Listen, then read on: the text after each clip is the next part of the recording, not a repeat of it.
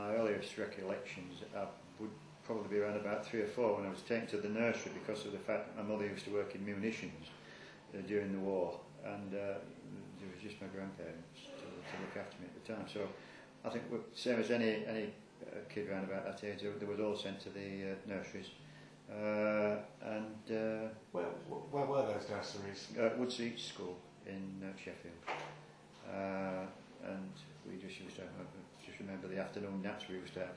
But obviously, when we got to the junior stage, then that was very strict in those days, and there was no messing about. You had the cane if you stepped out of line, and the education was pretty standard, I would suspect, because of the fact that it was the county school, which was a secondary school until you were 11 plus, which I failed admirably, and so I continued there until they built a new school up at Laycocks in Sheffield, which opened in 1954. And then I left Sheffield school, Laycocks school, and started in engineering. And so my okay, we'll stop there. Okay. Can you just reflect back on your first day at work, or the first couple of weeks at work, and what struck you about it? Well, it was something that I didn't actually think. It was nothing. Having never been in an engineering company firm at all, it was totally different to what I expected. And your first brush with adults and the language and everything else was a bit of a culture shock. And it was also from being at school from 9 o'clock in the morning till 4 o'clock, and then starting work, which in those days the ordinary working week was about 48 hours. So you were there from sort of 7:15 in the morning till 5 o'clock at night, and it seemed forever. I know the first day at school, the first day at work was really ever so long, and I thought, God, I've not got 50 years of this. Fortunately I had. When was that, and how long did it take you to adjust? 1955. September 1955 was the first working day. And really it was, I didn't enjoy the apprenticeship side of it at all. Thought it was very demanding, and the foremen at that time were very strict, as the teachers were at school. It was the modern day working now is so relaxed that and then you couldn't even talk to anybody, without somebody coming down, get back on your own section, So it was you did get a good grounding, which served you well in the past, in the future. Whereabouts was the building? Is that still there? It's gone. It was Laycocks Engineering, which was at Millhouses, on Archie Road at Millhouses in Sheffield, which is now the site of Sainsbury's. So it was, and Sainsbury's have just recorded their 25 years of being on that site, and funnily enough, the old photographs of Laycocks were on show about a fortnight ago, which I'd taken to myself before it was demolished. And so they're on display, which was very nostalgic, really. Anybody to work there. I mean, the Laycocks site had been there since, I think, the late 1800s. There's a Laycocks, isn't there, by the station? There is. Yeah, it's no relation to it. Do you have any abiding memories of Sheffield life or events that have passed, or even in your own personal life?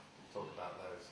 The memories of Sheffield itself, it's totally different now to what it was in the 1950s and 60s.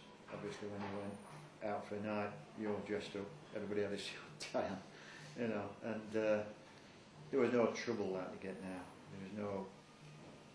Funnily enough, there wasn't a lot of swearing either. If you wouldn't swear at a woman.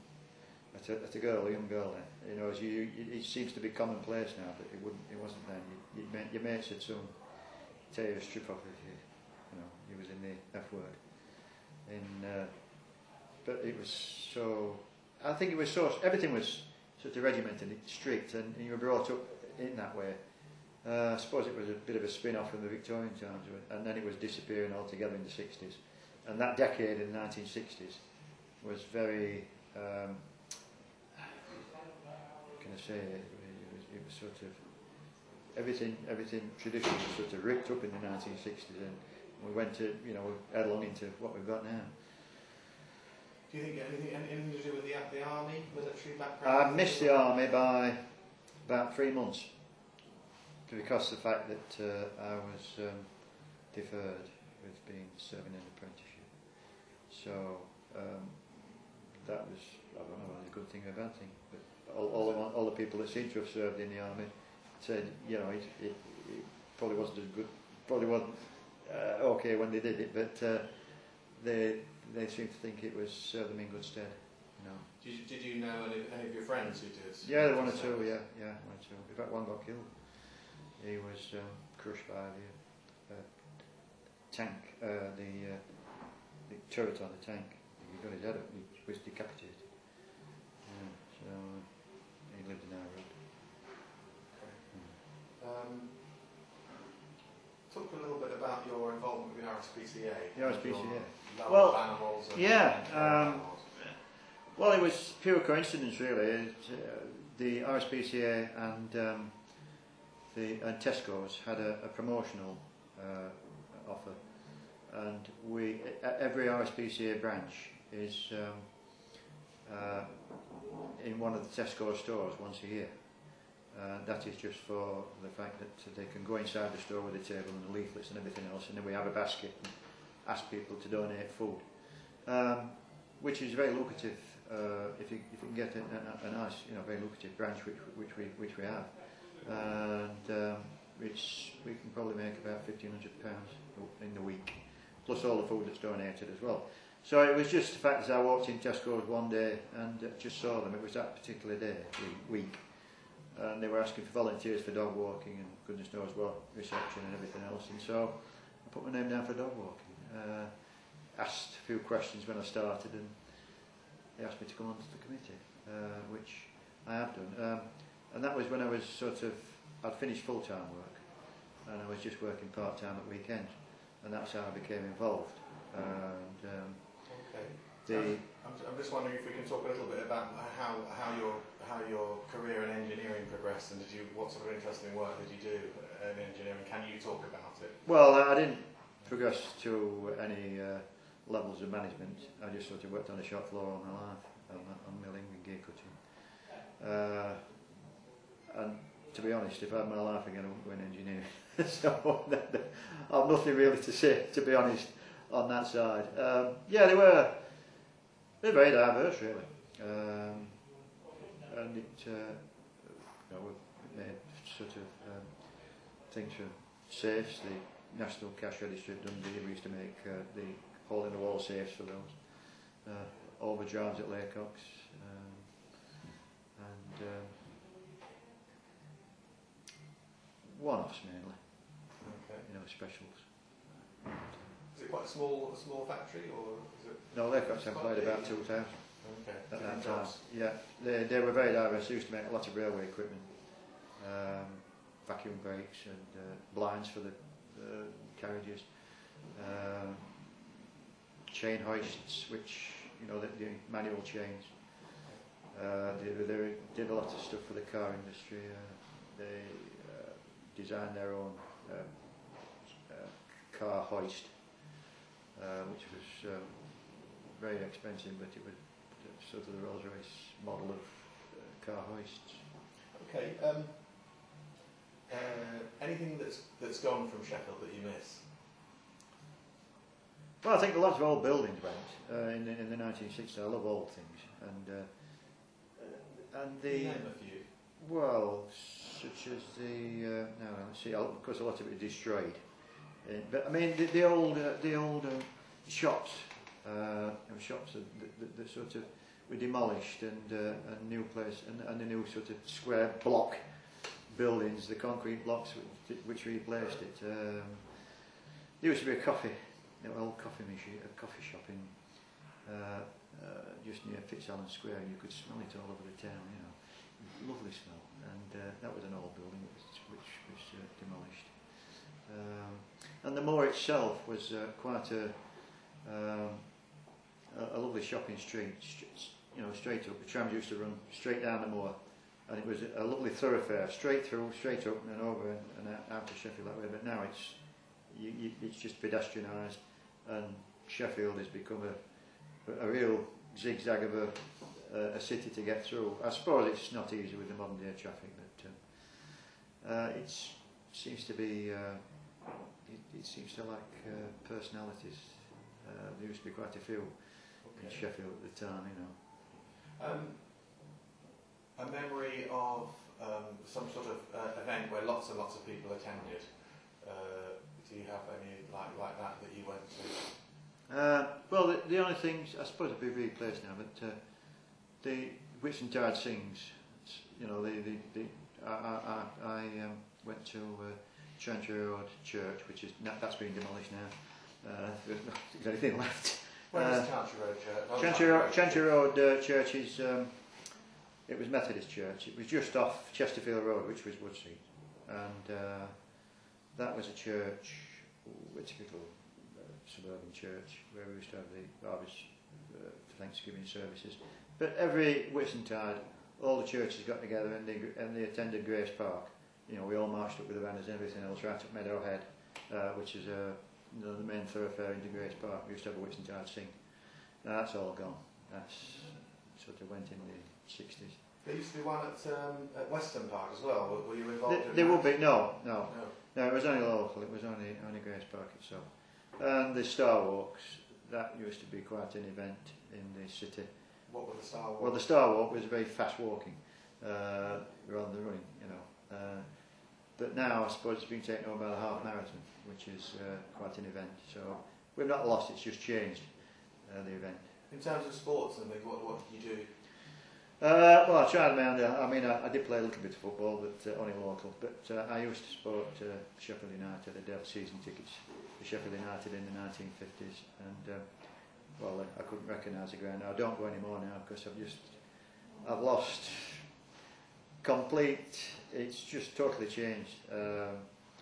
But the style of football was a lot slower, but I thought it was more entertaining in the old days rather than might be a bit of nostalgia creeping in there. But how has football differed? How's the United ground changed? I mean, you've obviously been back once or twice. Yeah, well, when I first went, they still had cricket there, and that went in 1972.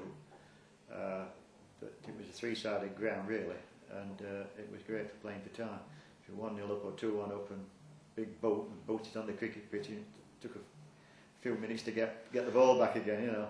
So, but the cricket matches as well were quite interesting. I used to go down and watch the cricket as well with Fred Truman and you know, the Yorkshire side of the 1950s. The ground itself, the old pavilion was quite an architectural feature with the clock there. And it is the oldest, I believe, it is the oldest professional football ground in the world, Bramley, because it goes back to the 1850s when they just used to have cricket there. Of course, all the sides have changed. I wouldn't recognise it at all if I went in it now, because there isn't one side that is left that was there in the 1950s. They've all changed, they're all modernised. I think a lot of grounds have now changed because of the Hillsborough disaster in 1989. That's why a lot of grounds a lot of clubs have gone to new grounds altogether. Yeah. Is there anything else you'd like to put on the archive? Not really, only the fact that about, well, just I wrote the book on the RSPCA, finished that off. Can you tell us a bit about that? Well, that was through the fact that we got the minute books going back to 1873 when the branch first started. And what sort of places were listed in that archive? Did they talk about any particular places where there'd been animal cruelty or yes, I actually bad guys? Yes. The reason the branch was started in the 1870s was the fact that there was so much cruelty with the transporting of animals, livestock on the railway, especially from Ireland. The chickens, and by the time they got to Sheffield, they'd had no food, water, and they'd been travelling for 2 days, and 50% of them were dead, and the rest were in a shocking condition as the words were put in the paper. And also the cruelty from some of the carters. And there was one case in question about one of the carters who actually was flogged a cow until it collapsed in Pond Street, and he introduced tobacco into its eye to try and get it back up again. And as the wording went, the public roundabout was shouting shame, and the case came to the courts, and he was given 1 month's hard labour by the magistrate. There was quite a lot of cruelty, and there still is. This is the worst area in England for cruelty. It's South Yorkshire, West Yorkshire are the worst two areas in this country for cruelty to animals. Where was the RSPCA set up in Sheffield? No, the original RSPCA was started in 1824. That was down in London by William Wilberforce. He started it with another one of his, I think there were 6 business people at that time. And then Sheffield when? It was started in Sheffield in 1873, but they didn't have any animals, domestic animals, until 1900. And their first premises were on Ladies Bridge, and you can still see the old doors bricked up with the weathered stone above Dog's Horn, and that was from 1900. And the premises were built by the veterinary at the time, Bryant, who had a veterinary shop or veterinary place on Ladies Bridge, and he suggested he was going to build a kennels for us, which he did. But we're only there about 12 years because of the fact that it was so close to the Dons proximity that the kennels were very damp, and we finished up moving to Spring Street in 1915. The premises were used right up to 2005 when we had to close down. We were given a compulsory purchase order in 2001. Okay, I'm running out of batteries, so yep. Probably a good place to stop it. Yep. But are there any other stories about locating an incident to a particular place in Sheffield that you recall? In Sheffield? Yes. Not national, really. Can't think of any offhand. The cow story is great because we can tie that to an original film. Oh, I see, right. Well, there are several like that, unfortunately. I mean, in the 1950s, there's a case where, in the steel industries, somebody was throwing live cats into the furnace, to get rid of them. Whereabouts? Which one? I don't know which company it was. I've got it in the. I don't think it was mentioned, but you could sort of dig it up.